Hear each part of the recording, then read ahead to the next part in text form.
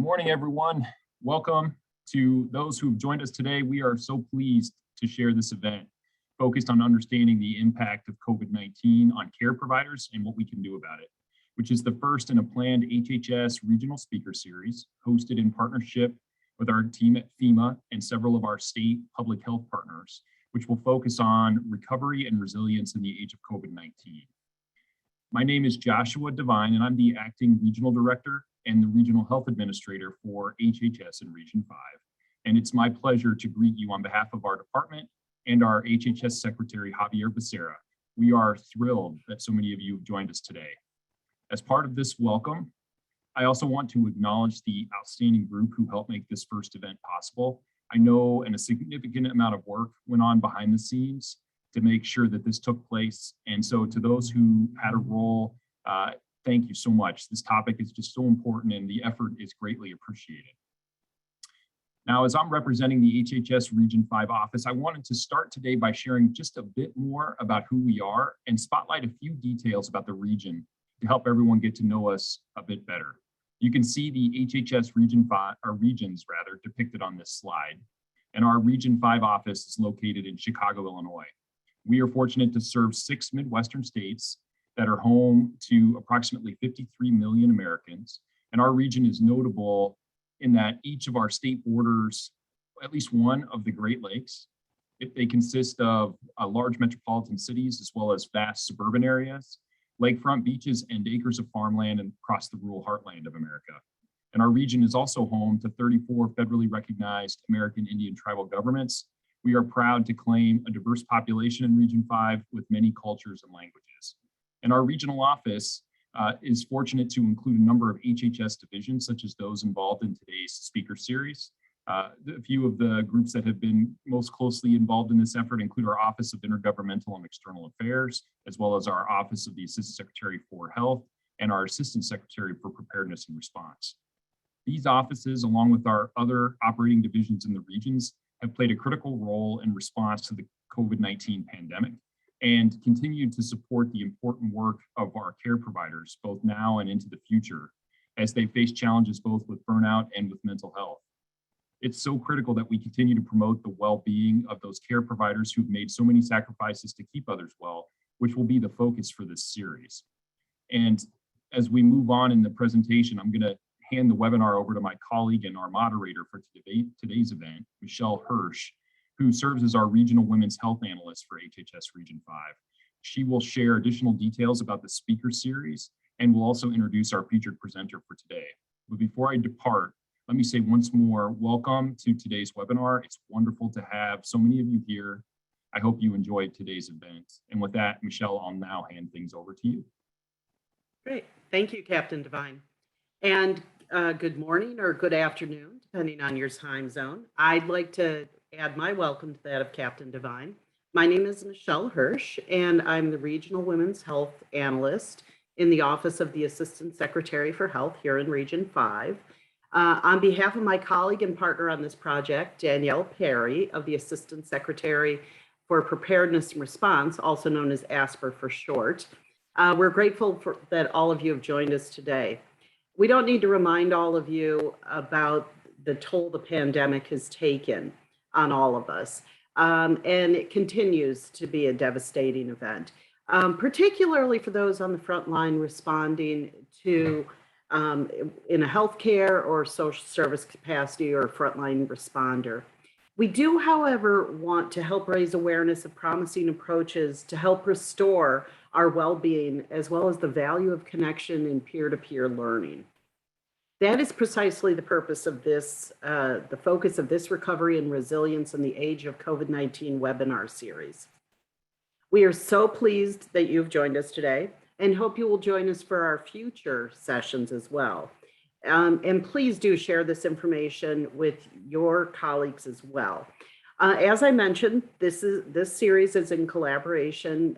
It's a collaboration among OASH, the ASPR Region 5, and many other federal and state partners, including FEMA and the Minnesota Department of Health. To kick off our series, we're very fortunate to have Mr. Scott Webb present today.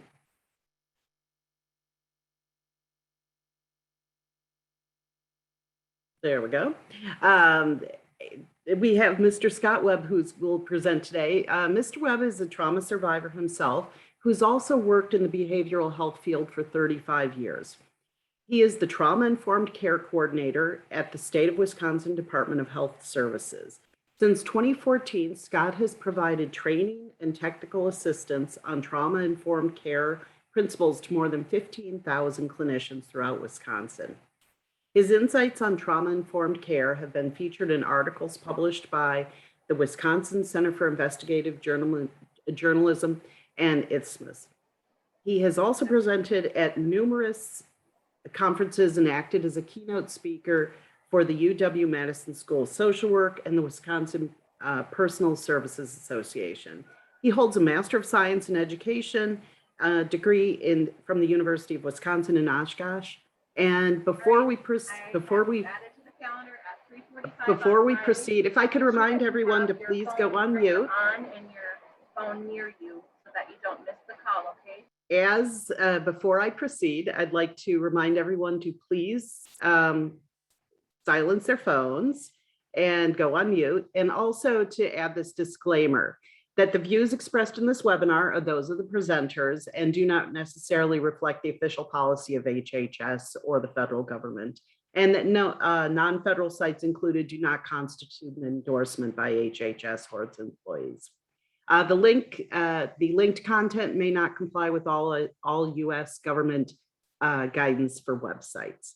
So now it is my great pleasure, oh goodness, there we go, to introduce Mr. Scott Webb. Please help me in welcoming him. Thank you. Scott, the floor is yours. Well, thank you, Michelle. And I'm going to imagine all the applause going on as you say that. Still trying to get used to the idea of Zoom, because I've been doing my training virtually for the last 2 years. And I'm a people person, like to be around and see my audience and see what's going on. So it's always been a bit of a challenge, but we will endeavor to press on. I'm going to see if I can get my screen to want to move on me here. There's the applause. There we go. So as the introduction said, I'm a trauma survivor myself. I'm also a heart attack survivor, and I survived a widowmaker heart attack 6 years ago. And by some miracle, I'm still here. But I never attributed my ACE score, my trauma history to my health, overall health and well-being. The pandemic hasn't helped. And really what my heart attack situation did is it really ushered me into the world of self-care. And when the pandemic hit, I was getting a lot of requests to do training other than trauma-informed care. A lot of people are trying to figure out, what is this thing that we are dealing with? What are we going through? This COVID-19. And so I did the research and I started creating trainings on collective trauma and secondary traumatic stress. And I started to present to some of the audiences around Wisconsin. And that's, I think, how I may have landed in this space with all of you. And I'm very honored to share space with you today, because I think we all need to be reminded that, like the title says, it's okay not to be okay right now. And I'm going to be saying that over and over again during my remarks, because we have to give each other a break and really have to try to define and understand what it is we've gone through, what we're going through, and what we will go through in the future. Because as a colleague of mine said, that we're dealing with it's a mass casualty event rolling out in slow motion. And it continues. And this has affected us in many, many different ways.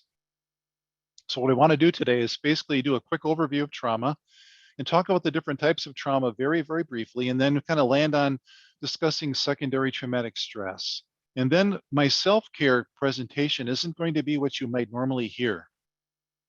There are a lot of self-care trainings out there that talk about, breathing deeply, drinking more water, eating, exercising. All those things are extremely important.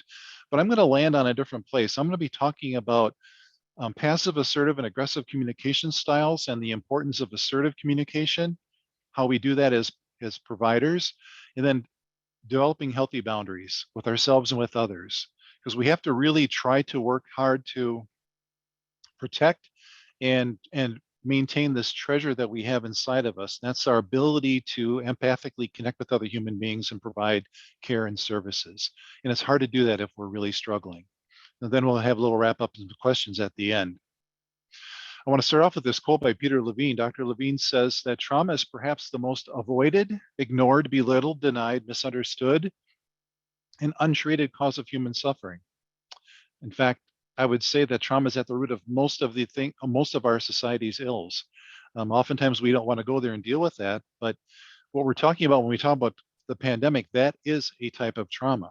And if any of you like me come from a place of trauma and wounding yourselves, that can compound the issue and the problem, the issues. So I think it's important to understand that trauma is something that is very pervasive and we need to understand it. So I'm going to give you some quick definitions of what trauma is. At the purest, in its purest sense, the word trauma means wound. It's an injury. We know there are psychological wounds and there are physical wounds, but we tend to understand physical wounds more because we can often see them. But psychological wounds from traumas and adversity, particularly in childhood, are just as real, and they have devastating impacts on the person's overall health and well-being. Trauma is more about a reaction than the event. I mean, we could all go through the same traumatic event right now and have vastly different responses to that traumatic event. So it's very subjective. And trauma is about the moment. It's an illness about not being alive in the present. We're kind of dead in the present. And Dr. Bessel van der Kolk talks a lot about that in his book, The Body Keeps the Score. So trauma survivors, really, they're sort of dead in the present, and they don't understand, and they don't have they have a foreshortened future. They don't know where, they don't have any goals looking ahead. Judith Herman calls trauma the disease of disconnection, because a lot of us who have trauma histories, we feel disconnected from human beings. And unfortunately, anxiety and depression thrive in isolation. And that's something that we often forget about, because the antidote, the way we treat trauma, is through connection, healthy human connection. Trauma is an experience that gets laid down in sensations. In other words, flashbacks that people have, they're just as terrifying and horrifying as the original trauma. Trauma lives in the body. I've heard so many stories of people that have taken up yoga for the first time. And while they're doing these yoga poses, they begin to weep uncontrollably and they don't understand why. And the yoga instructors are left kind of wondering what's going on too. I've had a number of yoga instructors validate this over the years. That's because trauma, I feel, lives in the body at the cellular level. And when we're doing these yoga poses, or if we engage in deep tissue massage or acupuncture, we might have those same reactions if we have a trauma history that is significant. And maybe we've never shared it, but it's still living in the body. The body hasn't forgotten. And trauma affects relationships. Again, healing from trauma, it requires healthy relationships. But if I grew up in a family where there's a lot of violence, as I did, it would make sense that I would have a difficult time understanding how to form healthy relationships with other human beings because of my experiences. And a lot of the trauma stories we hear from other people, they're cover stories, because trauma is so bad, they really can't fully describe it and put it into words. And oftentimes trauma survivors feel like they can't talk about it, because if I share with you what happened to me, you're going to reject me and deny me as well. And I've been betrayed and hurt enough. And for a lot of trauma survivors, there are no words for the experience, but it is very emotional, because desertion is a big part of trauma, as is betrayal. And a lot of trauma survivors question their place in the world. And if you have been traumatized, you tend to live in a different universe as others. Now, why did I say all this? I'm just putting this as a backdrop to talk about what we're going through now in the last 2+ years with the COVID pandemic, because all of that may be true for some of us who are trauma survivors, that can be exacerbated as we're living through this devastating pandemic. There's different types of trauma. I want to just quickly go through those. Acute trauma would be a trauma that is a single event. There's a beginning, a middle, and an end, and it usually happens to adults. Usually happens to adults with really pretty good psychological makeup. So this type of trauma, if intervention is brought in at the right time, you can recover from it fairly quickly. Complex trauma is very different, because that's what happens to children, sometimes very small children, and vulnerable adults. And that complex trauma isn't a single event, it's multiple events that go on over time.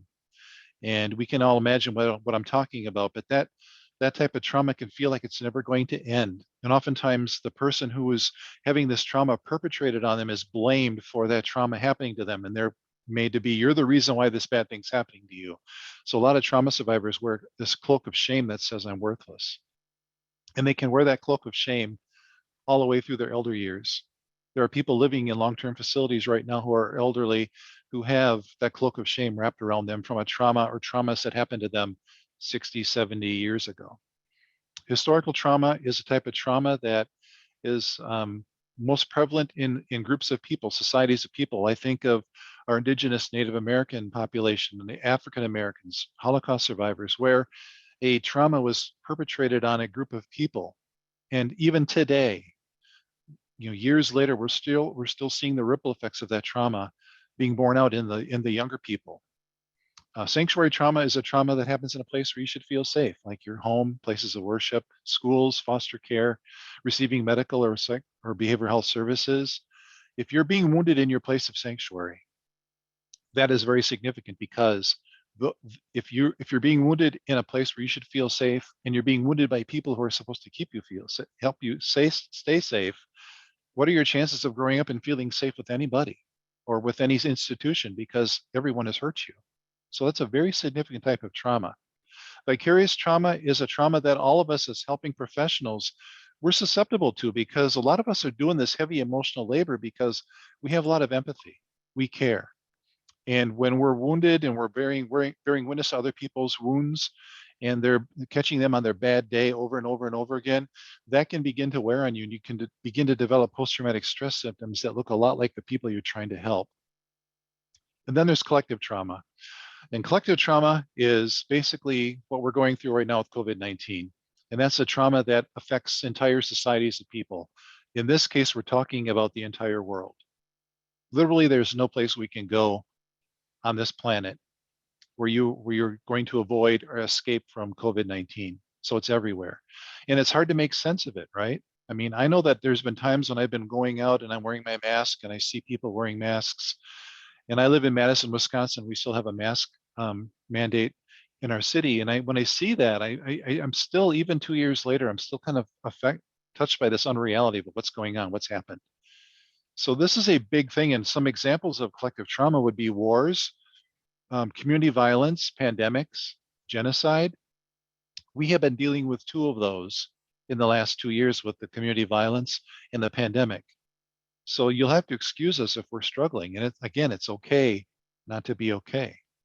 So this whole thing about empathy is important, because this sets us up again for being wounded ourselves. And Viktor Frankl said, what is to give light must endure burning.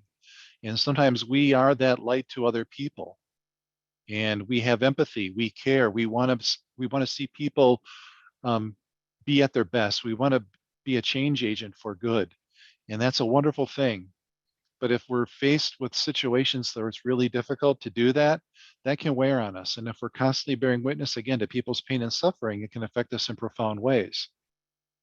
Add to that pre-existing issues like pre-existing anxiety disorders or mood disorders, or if you have a personal trauma history, those of us are more susceptible to experiencing secondary traumatic stress, vicarious trauma, compassion fatigue, and burnout.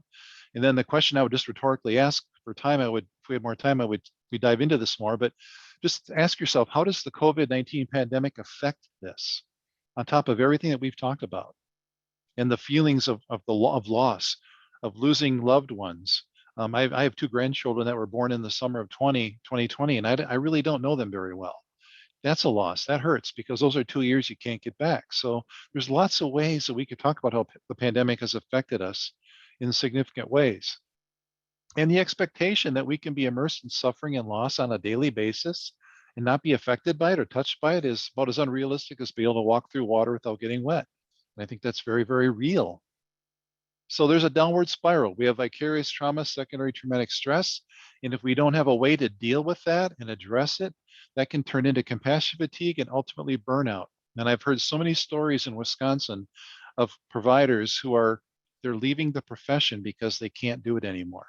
They've lost the ability to care. That's burnout, and that's tragic, because how do we replace that? So we have to be thinking about that in very real ways.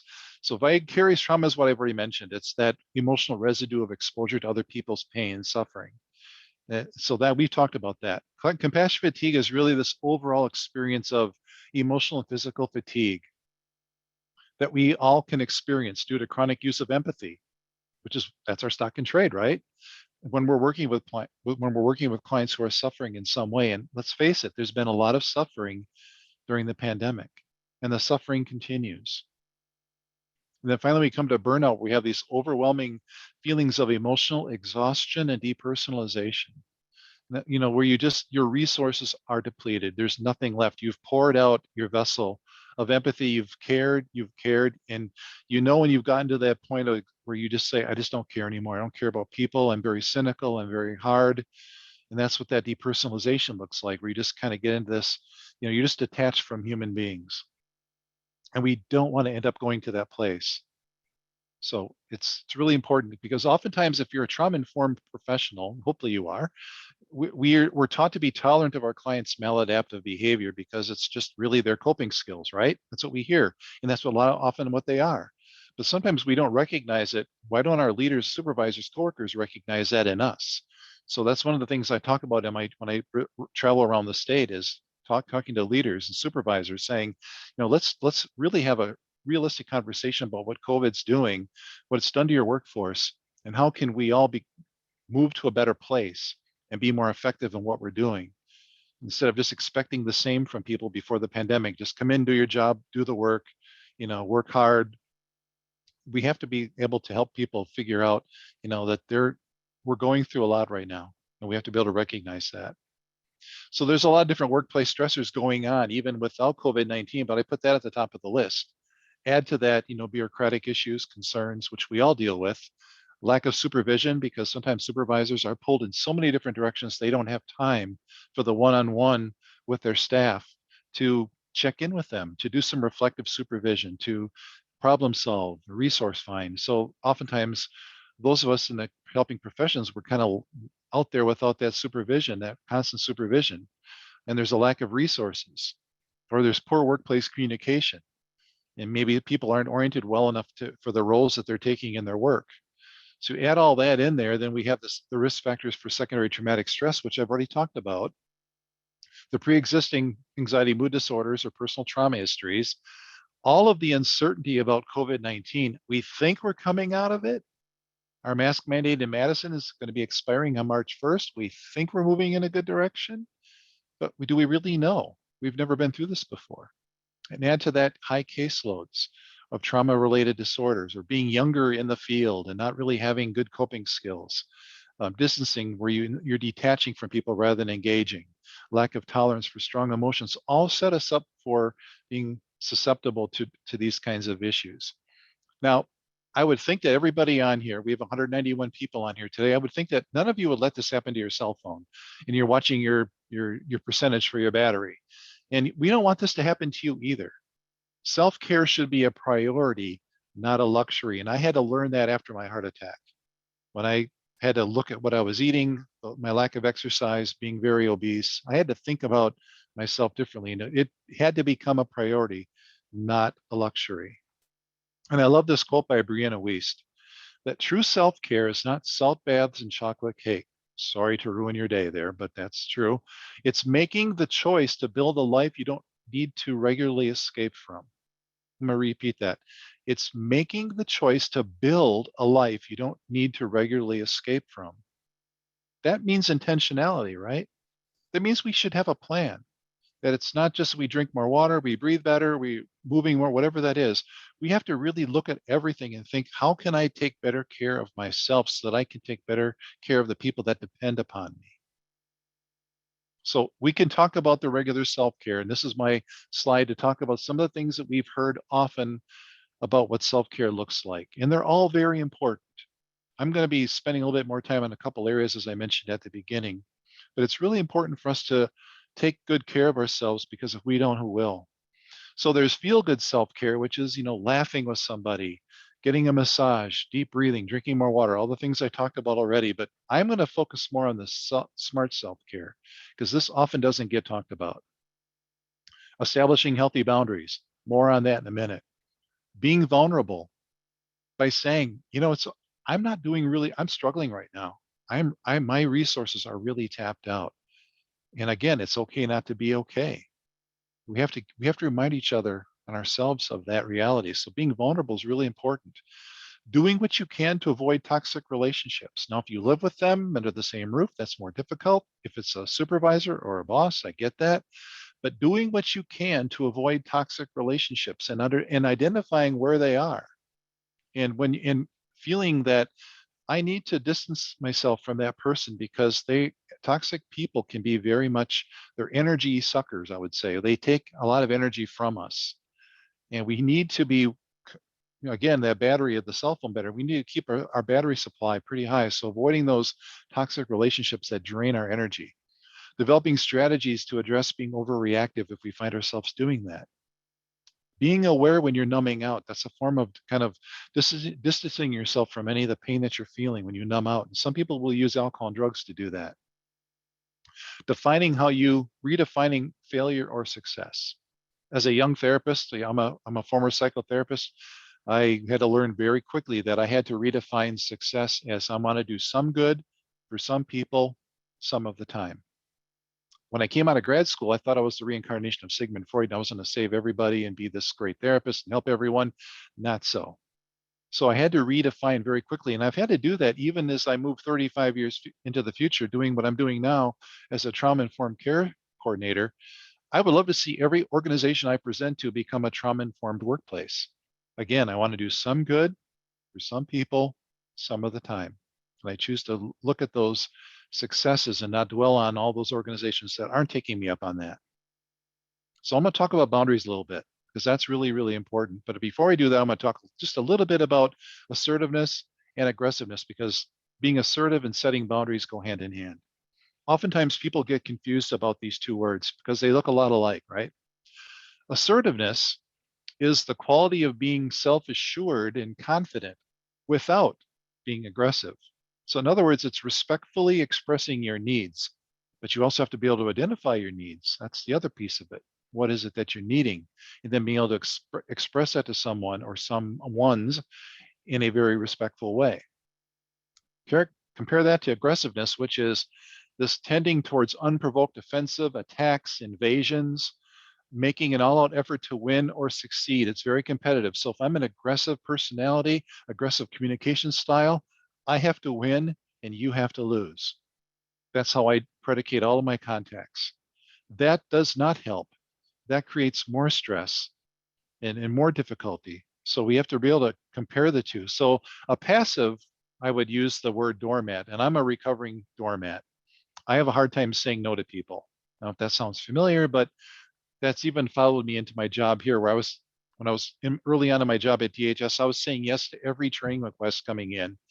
And I found myself driving 6 hours up to the northern part of Wisconsin to, do like a 2-hour, 90-minute presentation to 15 people.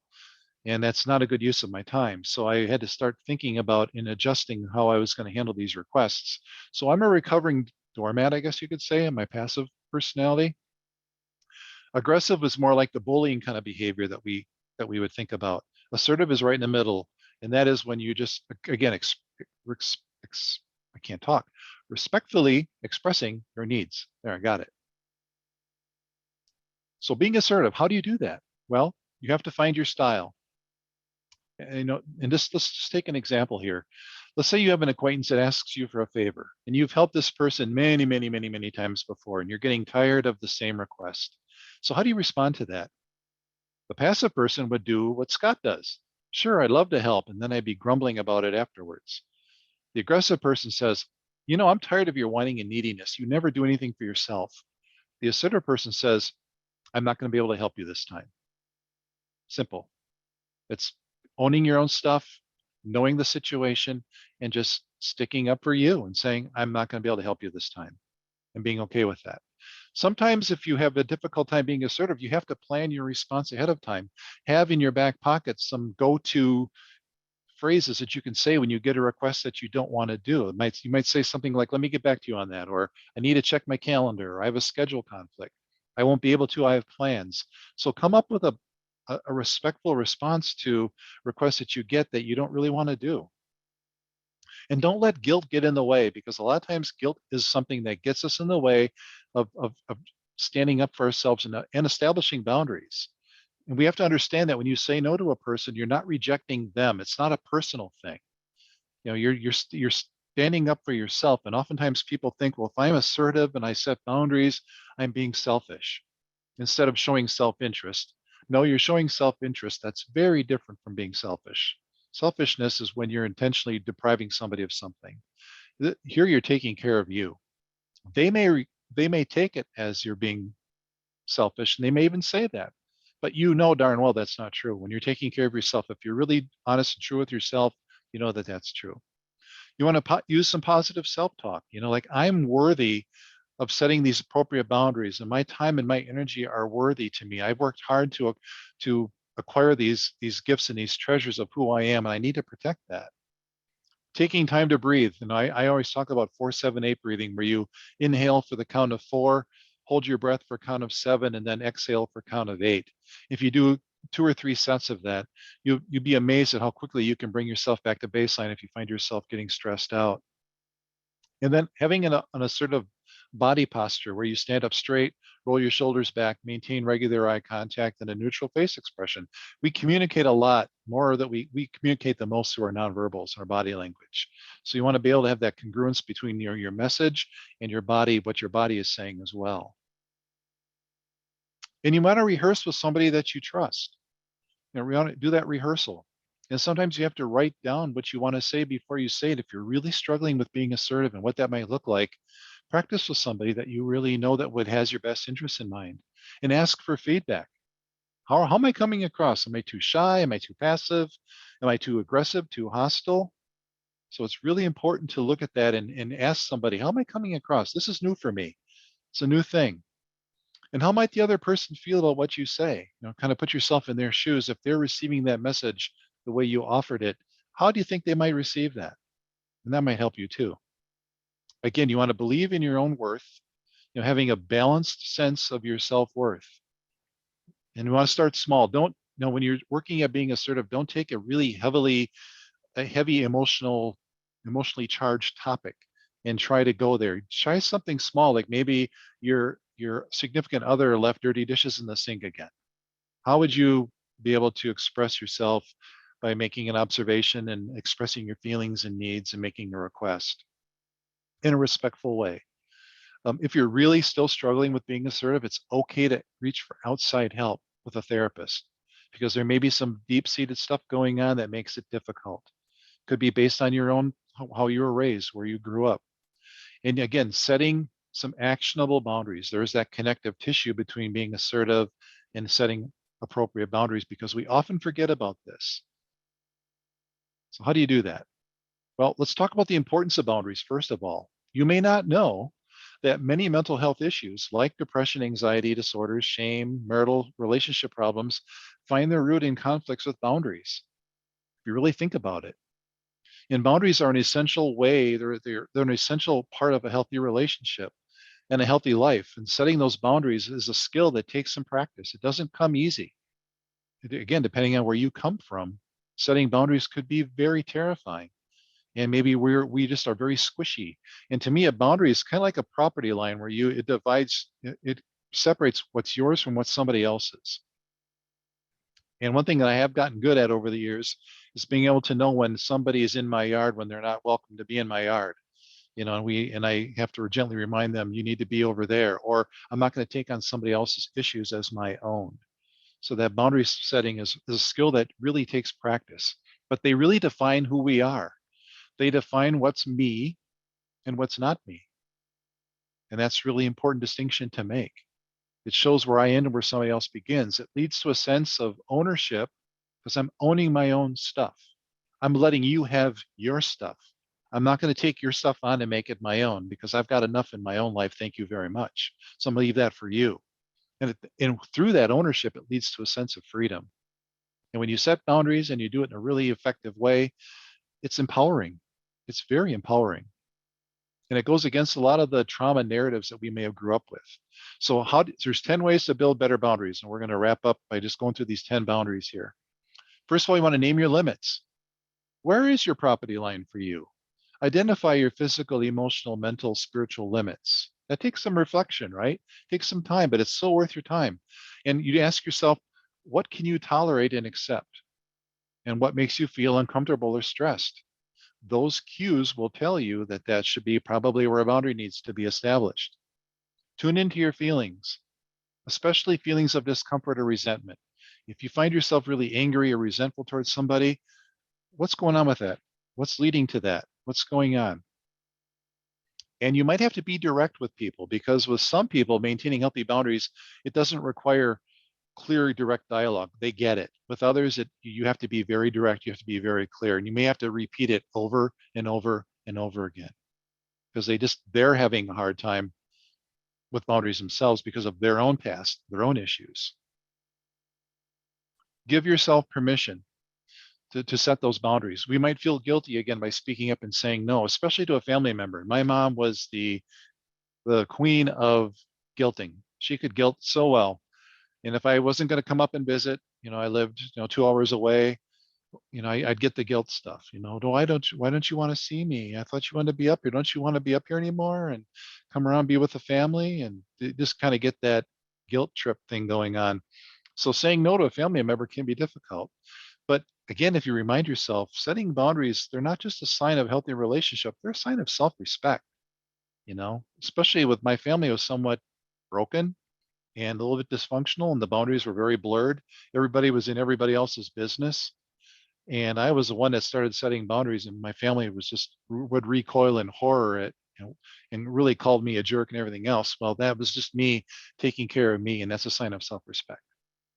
And practice self-awareness. It's about honing in on your feelings and honoring them. And sometimes we forget that. Maybe during the pandemic, we're so other focused, we're not focusing on ourselves.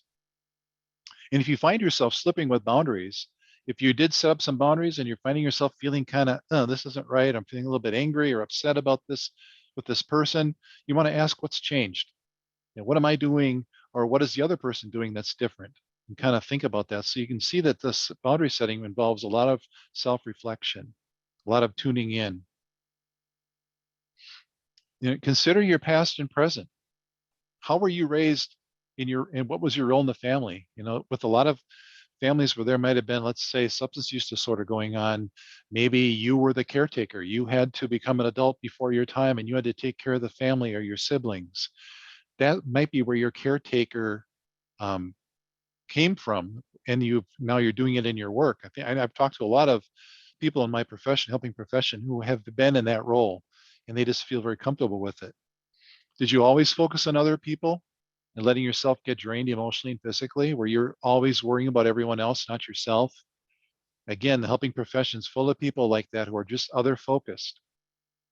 And the whole idea of taking care of themselves first just feels like I'm betraying the people I'm supposed to help. No, it's kind of like the airplane, they say that if there's a depressurization in the cabin, put on your oxygen mask first before rendering aid to somebody else. That's just common sense. You can't take care of somebody. You can't give what you don't have. And if you're struggling and you're stressed out and this pandemic has got you really, really worn down, that self-care has to be a priority. And that setting better boundaries is a key part of that self-care plan. So you want to give yourself permission to put yourself first, because then and only then can you be that effective helper to somebody else. Again, seek support. If you find yourself struggling with trying to set boundaries, and you really want to, but it's really been hard, and you find yourself really, really upset about that, seek outside help with that. Because again, there's probably some deep-seated things in our past that are preventing us from going into that and being assertive. Again, you want to start small with a small boundary that's not threatening to you or anybody else. So you really want to take that time to find something that's easy to talk about and do it that way. So I'm a little bit ahead of time here, but that's okay. We can take questions. But some key takeaways today would be vicarious trauma and secondary traumatic stress are very, very real. And don't pretend that they're not there. And compassion fatigue and burnout are prevalent in our field of work, especially now with COVID-19. There's so many workforce challenges right now. People are doing the work of 2, 3, 4 people, and they feel like they don't have permission to take care of themselves. And they're working in organizations and in facilities that aren't really understanding what secondary traumatic stress is. And the compassion fatigue and burnout are real, and they're not taking that opportunity with this COVID to really reevaluate how they're doing things. And self-care, it shouldn't be a buzzword.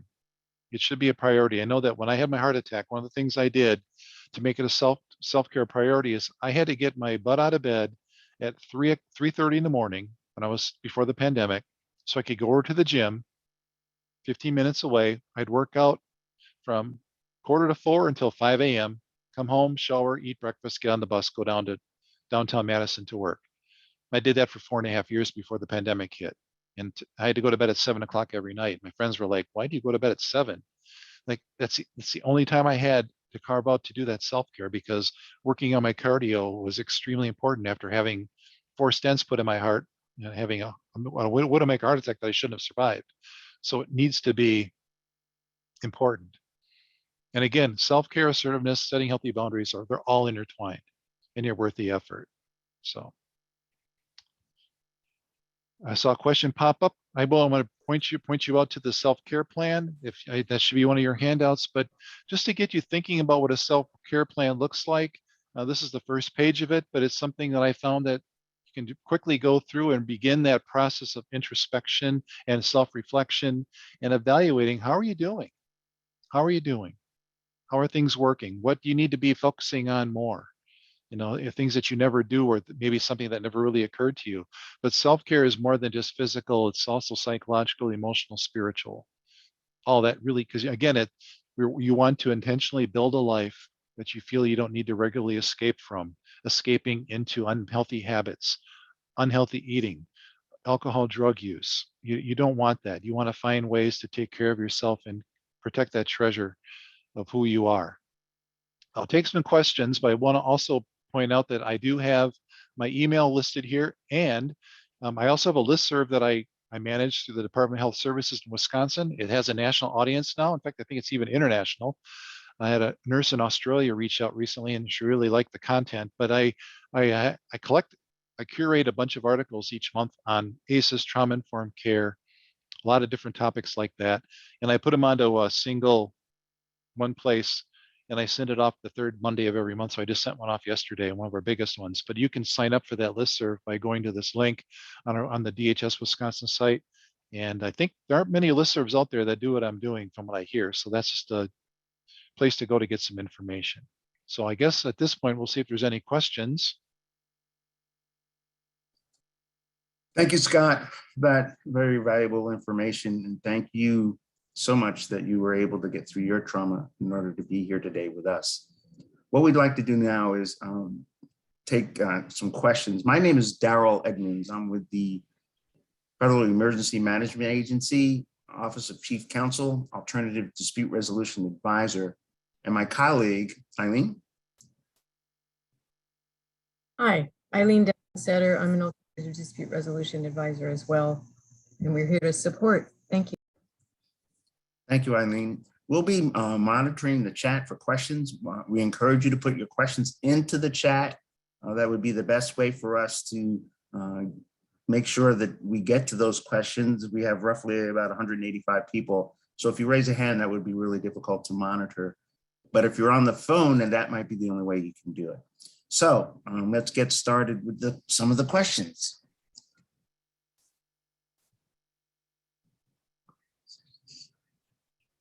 Okay, the first question we have, can we get a link to the recording of this session so we can share it with colleagues? I think that is doable. Yeah, I think that is going to be, the slides will be available to everyone who wants them. Okay, great, thank you. Mm-hmm. And we get, go ahead.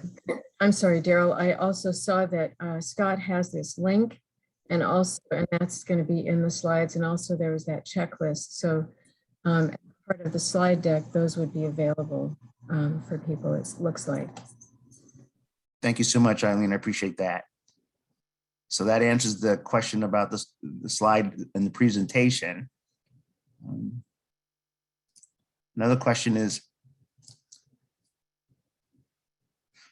I've heard other topics, this is a comment. I've heard other topics on resiliency and PSTSD. This was excellent. So excellent presentation. It's appreciated. Love the slides. Good.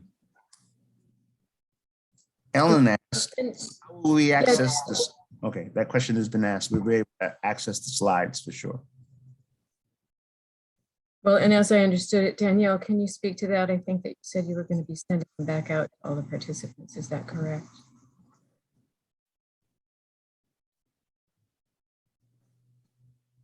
Yes, the slides will be made available to all of those that have registered.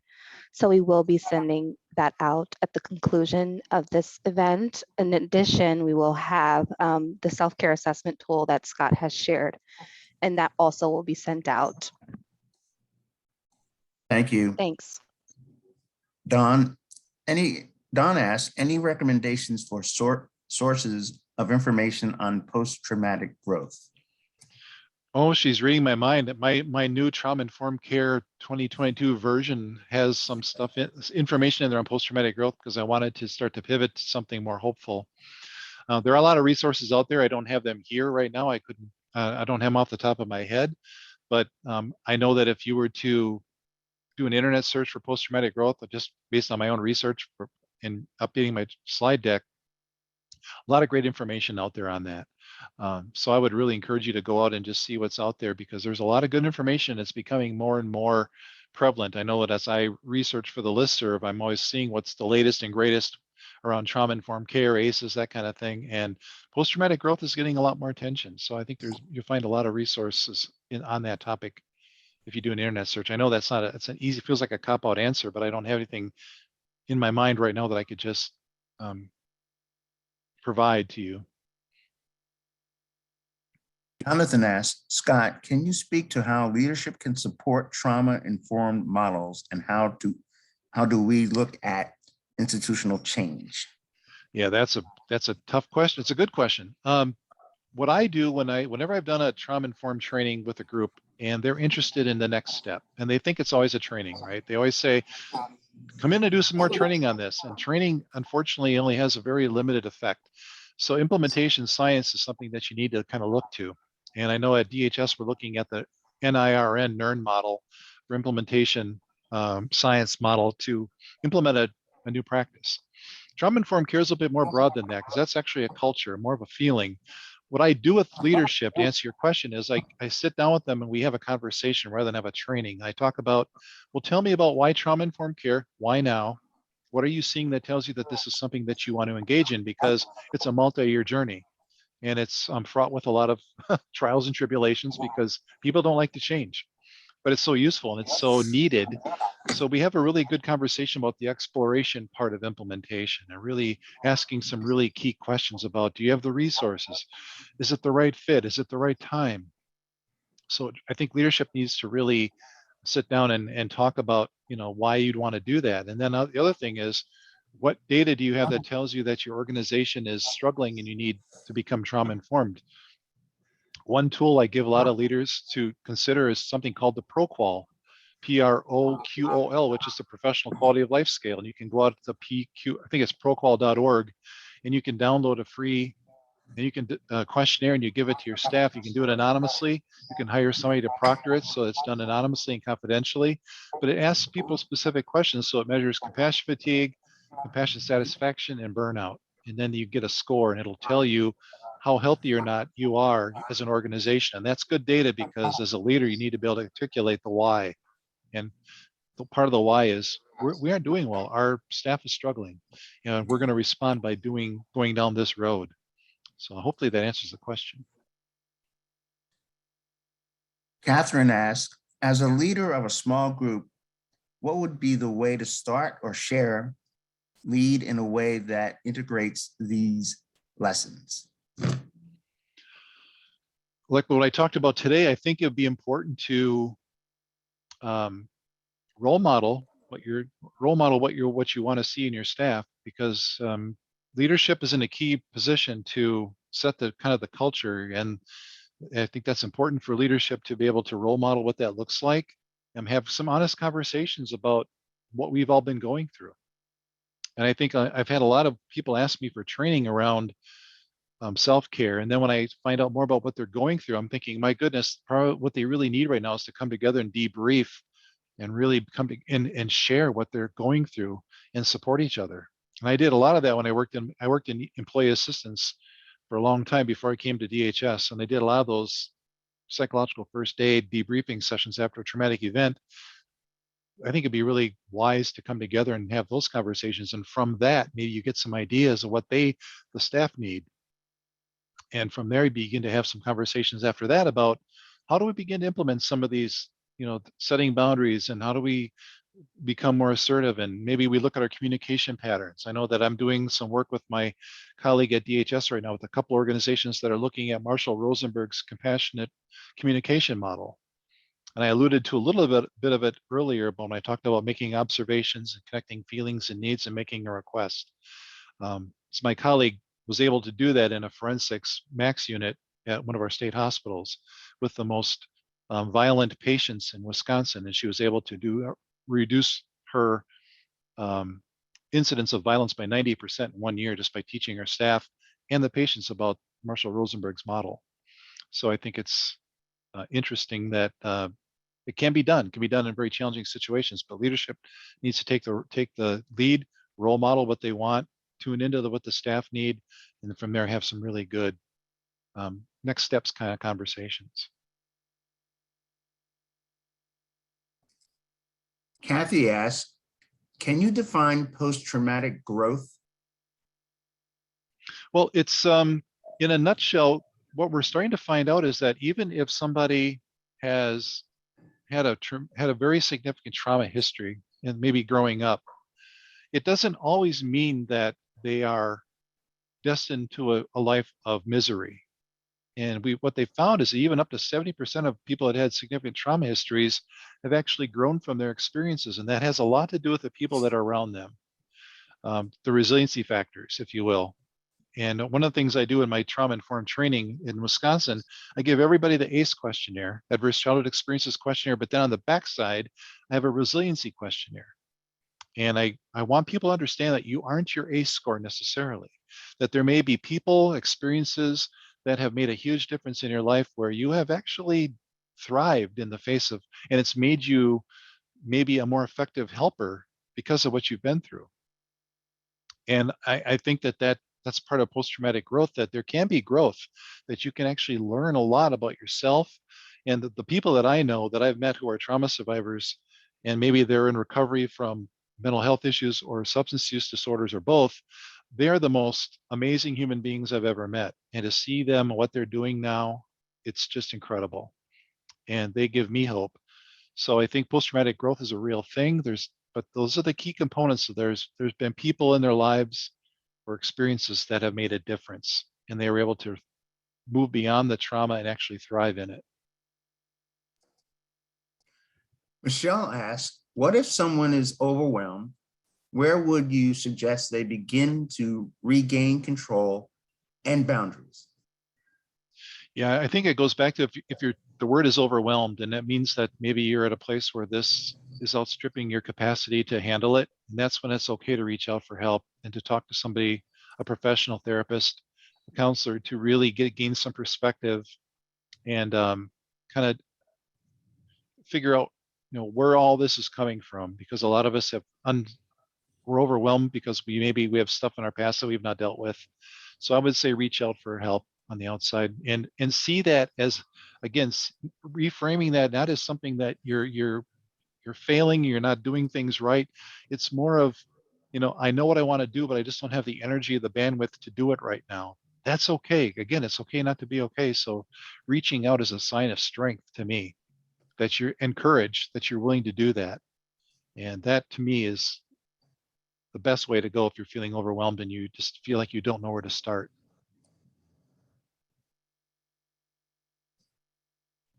Okay, Marilyn has a suggestion.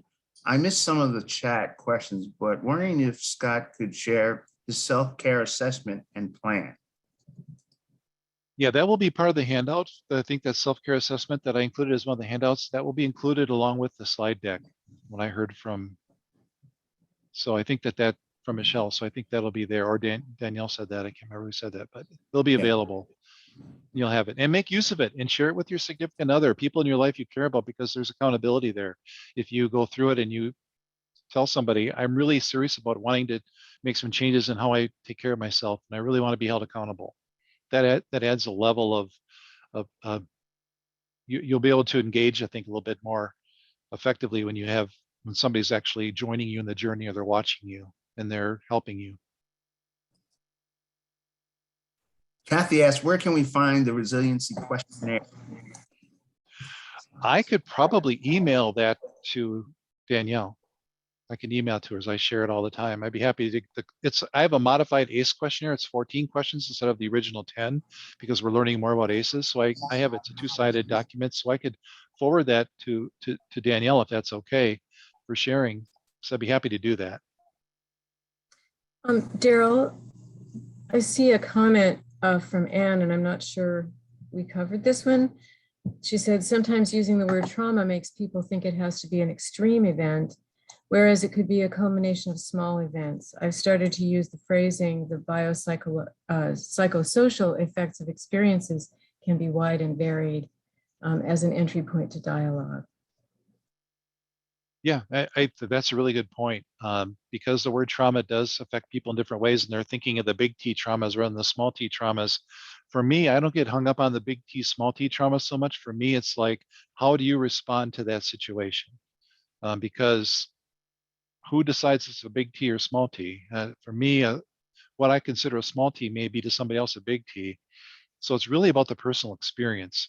But yeah, the word trauma does get, it's interesting because even trauma-informed care, that the vernacular is changing. It's becoming more, starting to move beyond that. And there's a term out there called healing-centered engagement that's going on. But Dr. Sean Ginwright brought that up and raised that in an article on the Medium magazine, which I thought was really, really thought-provoking, kind of moving beyond the trauma-informed into something more healing-centered engagement, which takes more, it's more strength-based, and it's not just we're not defining ourselves by our trauma, but what we're capable of in the wake of that.